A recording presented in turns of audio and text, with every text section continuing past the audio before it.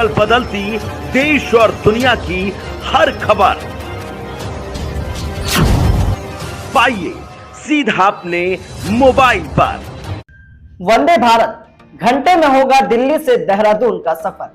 प्रधानमंत्री मोदी ने उत्तराखंड को दी पहली वंदे भारत की सौगात। प्रधानमंत्री नरेंद्र मोदी ने आज वीडियो कॉन्फ्रेंसिंग के माध्यम से देहरादून से दिल्ली के लिए पहली वंदे भारत एक्सप्रेस को हरी झंडी दिखाकर रवाना किया है। अपने संबोधन में पीएम मोदी ने कहा कि पर्वतमाला योजना उत्तराखंड का भविष्य बदलने जा रही है। ट्रेन शुरू होने से राज्य में आने वाले यात्रियों के लिए फायदेमंद होंगे। वंदे भारत के सामान्य परिवारों की पहली पसंद बनती जा रही है। प्रधानमंत्री नरेंद्र मोदी ने कहा कि अभी कुछ घंटे पहले ही मैं 3 देशों की यात्रा करके आया हूं। आज पूरा विश्व भारत को उम्मीदों से देख रहा है। हमने जिस तरह अपनी अर्थव्यवस्था को मजबूती दी है, जिस तरह हम गरीबी से लड़ रहे हैं, उससे पूरी दुनिया का विश्वास जगा है। आइए आपको दिखाते हैं कि वंदे भारत एक्सप्रेस आखिर ट्रेन किस तरह से कारगर होगी। उसके साथ साथ प्रधानमंत्री ने क्या कुछ कहा। उत्तराखंड की राजधानी देहरादून से गुरुवार को एक नई ट्रेन की शुरुआत हुई है। राजधानी देहरादून को इस बार पीएम नरेंद्र मोदी की ओर से वंदे भारत एक्सप्रेस का तोहफा मिला तो उत्तराखंड से दिल्ली का सफर करने वाले तमाम लोगों के मन में ये जिज्ञासा हुई कि शताब्दी एक्सप्रेस ट्रेन या वंदे भारत कौन सा ऑप्शन ज्यादा बेटर है। वो लोग जो दिल्ली से देहरादून और देहरादून से दिल्ली की यात्रा करते हैं, उनके लिए दोनों ट्रेनों में कौन सी ट्रेन ज्यादा किफायती और समय बचाने वाली है, इस पर हमने एक डिटेल कंपैरिजन किया है। देहरादून से चलने वाली शताब्दी एक्सप्रेस और वंदे भारत एक्सप्रेस के किरायों की बात करें तो वंदे भारत एक्सप्रेस का किराया फिलहाल ज्यादा दिखता है, लेकिन इसकी यात्रा का समय कम है। दोनों ट्रेनों की बात करें तो देहरादून शताब्दी में नई दिल्ली से देहरादून के बीच का एसी चेयर कार का किराया 905 रुपए है, वहीं एग्जीक्यूटिव चेयर कार का किराया 1405 रुपए। वहीं वंदे भारत एक्सप्रेस में आनंद विहार से देहरादून के बीच का किराया एसी चेयर कार के लिए 1065 रुपए और एग्जीक्यूटिव चेयर कार के लिए 1890 रुपए हो सकता है। अगर ट्रेन के ठहराव स्टेशन की बात करें तो देहरादून शताब्दी का रूट नई दिल्ली, गाजियाबाद, मेरठ, मुजफ्फरनगर, सहारनपुर, रुड़की, हरिद्वार और देहरादून का है। वही वंदे भारत एक्सप्रेस आनंद विहार स्टेशन से चलकर मेरठ, मुजफ्फरनगर, सहारनपुर, रुड़की, हरिद्वार और उसके बाद देहरादून पहुंचती है। ये बात सही है कि शताब्दी एक्सप्रेस की अपेक्षा देहरादून तक चलने वाली वंदे भारत एक्सप्रेस का किराया थोड़ा ज्यादा है, लेकिन वंदे भारत की यात्रा का समय कम है। अगर रेलवे के शेड्यूल की बात करें तो देहरादून शताब्दी में यात्रा करने पर नई दिल्ली से देहरादून के सफर का कुल वक्त 6 घंटे 10 मिनट है।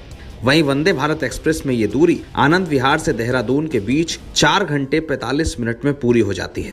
दोनों ट्रेनों की यात्रा के रास्तों के बीच सिर्फ इतना अंतर है कि वंदे भारत एक्सप्रेस गाजियाबाद स्टेशन पर नहीं रुकेगी, जबकि शताब्दी एक्सप्रेस का स्टॉपेज गाजियाबाद स्टेशन पर है। पीएम नरेंद्र मोदी की ओर से शुरू की गई इस ट्रेन को लेकर ऐसी खबरें भी हैं कि ये ट्रेन आने वाले वक्त में शताब्दी और राजधानी एक्सप्रेस को रिप्लेस कर देगी और देश के सारे रूट्स पर इसी तरह की ट्रेन चलाई जाएंगी। इस बारे में वंदे भारत एक्सप्रेस की शुरुआत के दिन एनबीटी की एक टीम ने रेल मंत्री अश्विनी वैष्णव से खास बातचीत की तो रेल मंत्री ने इस जिज्ञासा का भी जवाब दिया। हम आने वाले दिनों में वंदे भारत जो शताब्दी और जो राजधानी है वो रिप्लेस करते हुए देख रहे हैं। मतलब एक तरह से शताब्दी को परिवारवाद से भी जोड़ा है सरकार ने उस तरह से।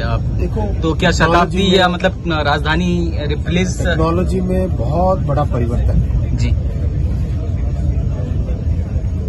एक होती है लोको ड्रिवन ट्रेन, यानी एक लोकोमोटिव है, एक इंजन है सामने और उसके पीछे बहुत सारे कोचेस हैं। वो टेक्नोलॉजी 1950, 1960, 1940 उस जमाने की, मतलब आज से 80-90 साल पहले की।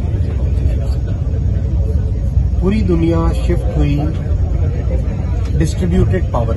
डिस्ट्रीब्यूटेड पावर का मतलब सामने एक इंजन नहीं है और हर एक कोच के अंदर, हर दूसरे कोच के अंदर, तीसरे कोच के अंदर नीचे मोटर लगी है और ऊपर बिजली के तार से पावर दिया जाता है। इसमें क्या होता है कि ट्रेन में जो अधिक हॉर्स पावर चाहिए स्पीड के लिए, वो हॉर्स पावर इसी तरीके से दिया जा सकता है जब डिस्ट्रीब्यूटेड फॉर्म में हो। यानी एक जगह सारा अगर हॉर्स पावर करोगे तो वो बहुत मुश्किल होता है।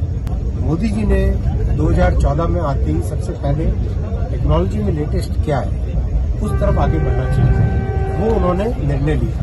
उस निर्णय के कारण ये डिस्ट्रीब्यूटेड ट्रेन मिलने लगी। हाँ, इससे पहले 14 से पहले की जो सरकारें थी उनके मन में टेक्नोलॉजी की कोई भावना नहीं होती थी, केवल अनाउंसमेंट्स की भावना, मेरा परिवार, मेरे लोग, वही बात उसी में उनका एक सीमित दायरा रहता है। मोदी जी ने दुनिया में विकसित भारत की श्रेणी में 1 नंबर हो देश, ऐसा अगर सपना लेके चले तो उसके लिए क्या क्या करना पड़ेगा, उसके लिए सिस्टमेटिक वे में ट्रेन्स में क्या करना पड़ेगा, हाईवे में क्या करना पड़ेगा।